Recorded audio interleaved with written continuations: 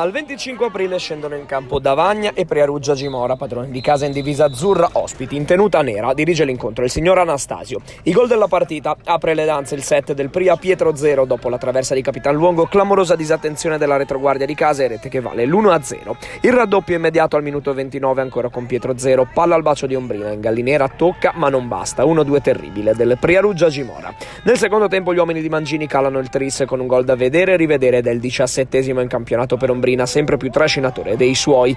Il Davagna prova a riprendersi dalla doccia gelata, letteralmente perché diluviava, e ci riesce con 2 gol in 3 minuti. Prima è il numero 7 azzurro Rebizzo che lascia partire un destro velenoso che non lascia scampo a Sciaccaluga. Il Davagna segna poi il 3-2 direttamente su punizione dai 45 metri, un po' a sorpresa con Ruzier, la tocca a Sciaccaluga ma la palla termina in rete e riaccende le speranze dei ragazzi di mister Vassallo. A spegnerle ci pensa Matteo Finotti, curiosamente su assist del fratello Gabriele, sinistro chirurgico che batte in gallinera. Finisce così 4-2, il Priaruggia Gimora prosegue la corsa per i playoff, il Davagna li saluta definitivamente.